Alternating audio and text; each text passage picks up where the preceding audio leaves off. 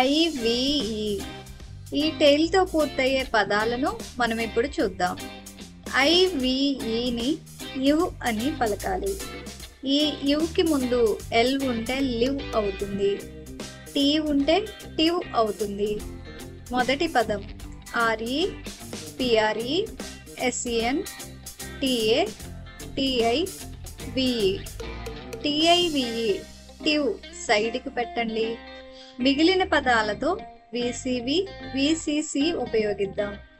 మొదటి VC combo E P, ఆ తర్వాత consonant R. This is a V C C కాబట్టి ఇది పి ఇంకా ఆర్ మధ్యలో విరుగుతుంది. Next V C combo is E S, ఆ తర్వాత ఓవెల్ ఈ. దిస్ ఈజ్ ఏ విసివి కాబట్టి ఇది వి మరియు సి అంటే ఈ మరియు ఎస్ మధ్యలో విరుగుతుంది. నెక్స్ట్ విసి కంబో ఈఎన్, ఆ తర్వాత consonant T. This is a V C C కాబట్టి ఇది ఎన్ మరియు టి మధ్యలో విరుగుతుంది. మిగిలిన భాగం టిఏ అలానే వదిలేద్దాం. ఇప్పుడు పదాల భాగాలను చూద్దాం. R E P, R E, S E N, T A, T I, V E. Rep, re, sen, ta, tive. Representative, representative. కాస్త జాగ్రత్తగా వినండి. ఈ పదంలో ఎస్ యొక్క శబ్దం జాగా పలకబడుతుంది. రిప్రజెంటేటివ్ కాదు, రిప్రజెంటేటివ్. మరో పదం సిఓఎం, పిఆర్ఈ, హెచ్ఈఎన్, ఎస్ఐ, విఈ. మొదటి విసి కంబో ఓఎం, ఆ తర్వాత కాన్సోనెంట్ పి. ఇది విసిసి అవుతుంది, అందుకే ఎం మరియు పి మధ్యలో పెరుగుతుంది. ఆ తర్వాత విసి కంబో ఈహెచ్, దాని తర్వాత ఓవెల్ ఈ. దిస్ ఈజ్ ఏ విసివి కాబట్టి ఇది ఈ ఇంకా హెచ్ మధ్యగా విరుగుతుంది. ఐవిఈ యువ్, ఎస్ఐవిఈ సివ్. దీనిని సైడ్ చేసి పెట్టుకోండి మరియు హెచ్ఈఎన్ని అలాగే వదిలిపెట్టండి. అప్పుడు మనం విరిసిన భాగాలు చూస్తే సిఓఎం కామ్, పిఆర్ఈ ప్రే, హెచ్ఈఎన్ హెన్, ఎస్ఐవిఈ సివ్, కాంప్రహెన్సివ్ అని పలకాలి. ఈ పదంలో ఉన్న అన్ని వోవెల్స్ యొక్క ఫస్ట్ సౌండ్ని మాత్రమే ఉపయోగించడం జరిగింది. మరో పదం పిఈఎన్, ఎస్ఐ, విఈ. ఐవిఈ యువ్, ఎస్ఐవిఈ సివ్. సైడ్కి పెట్టుకుంటే మిగిలిన పదాలన్నీ మనం అలాగే చదివేద్దాం. Pen, sive, pensive. ఓయుఎస్. ఈ టైల్తో పూర్తయ్యే కొన్ని పెద్ద పదాలను మనం ఇప్పుడు చూద్దాం. R E L, I G, I, O U S. V C combo E L, ఆ తర్వాత ఓవెల్ ఐ.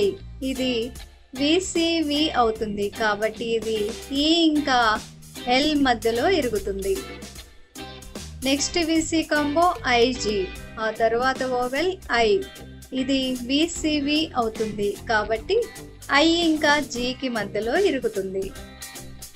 ఇప్పుడు విరిగిన పదాలు ఆర్ఈ, ఎల్ఐ, జిఐ, ఓయుఎస్, రి, లి, జి, అస్. కలిపితే రిలీజియస్, రిలీజియస్ అవుతుంది. మరో పదం ME, RI, TO, RI, OUS. మొదటి విసి కంబో ఈఆర్, ఆ తర్వాత ఓవెల్ ఐ. ఇది విసివి అవుతుంది కాబట్టి ఇది ఈ ఇంకా ఆర్ మధ్యలో విరుగుతుంది. నెక్స్ట్ విసి కంబో ఐటి, ఆ తర్వాత ఓవెల్ ఓ. ఇది విసివి అవుతుంది కాబట్టి ఇది ఐ ఇంకా టి మధ్యలో పెరుగుతుంది.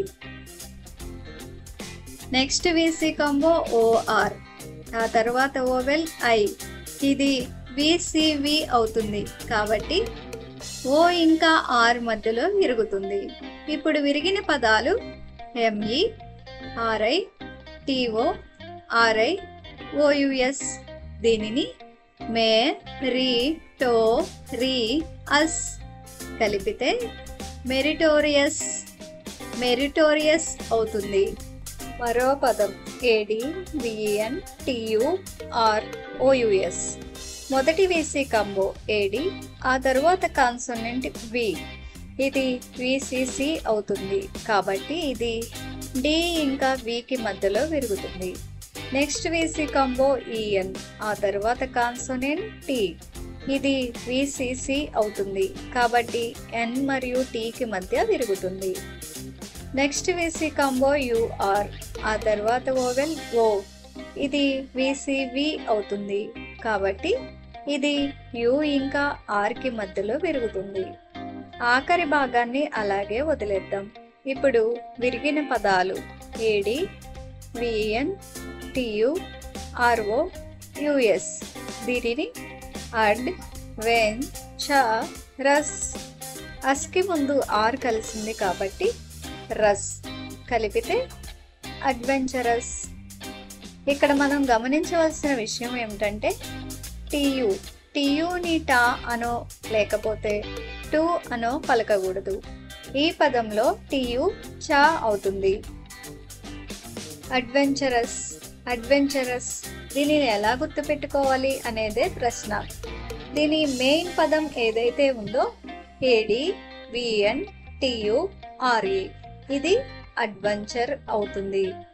ఈ అడ్వెంచర్ అనే పదం నుండే అడ్వెంచరస్ పదం వచ్చింది. అయితే మనం ప్రతి పదాన్ని గుర్తు చేసుకోవాల్సిన అవసరం లేదు. మనం ఎక్కువగా చదువుతూ ఉన్నప్పుడు చాలా మటుకు ఎక్కువ మెయిన్ వర్డ్స్ ని చదువుతాము. అందులో ఒక మెయిన్ వర్డ్ అడ్వెంచర్. అడ్వెంచర్ పదం అయితే చదవడానికి మీకు ఎలాగూ వచ్చు. ఎలా TUREని చర్ అని చదువుతాము.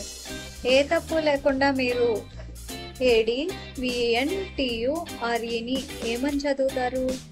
అడ్వెంచర్ అని కదా. ఆ అడ్వెంచర్ పదం నుండే అడ్వెంచరస్ పదం ఏర్పడింది. టియుని టా అనో లేకపోతే టు అనో పలకకూడదు. ఈ పదంలో టియు చా అవుతుంది. ఎందుకంటే దీని మెయిన్ వర్డ్ అడ్వెంచర్లో చర్ని చర్ అని చదువుతాం కాబట్టి. That is adventure. This is adventurous. ISM, ఈ టైల్తో కొన్ని పెద్ద పెద్ద పదాలను మనం ఇప్పుడు చూద్దాం. మొదటి పదం INTRNATIONAL. ISM ఇజంని సైడ్కి పెట్టండి. మొదటి వీసీ కాంబో IN, ఆ తరువాత consonant T. This is a VCC కాబట్టి N ఇంకా T మధ్యలో విరుగుతుంది. Next V C combo is ER, ఆ తర్వాత కాన్సోనెంట్ N.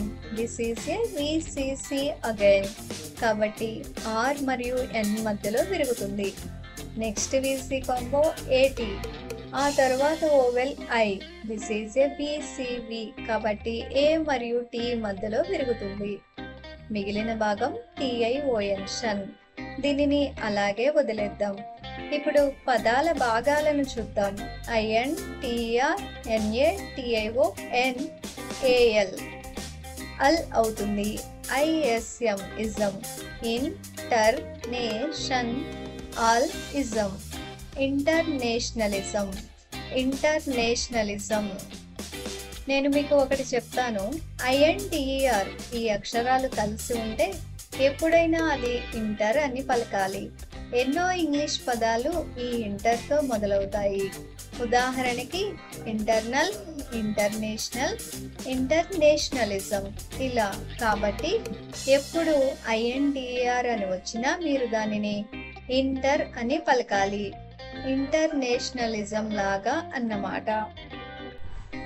మరో పదం ENVIRONMENTALISM.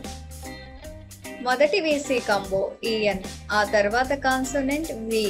దిస్ ఈస్ VCC కాబట్టి N మరియు P మధ్యలో పెరుగుతుంది. నెక్స్ట్ వీసీ కాంబో IR, ఆ తర్వాత ఓవెల్ O.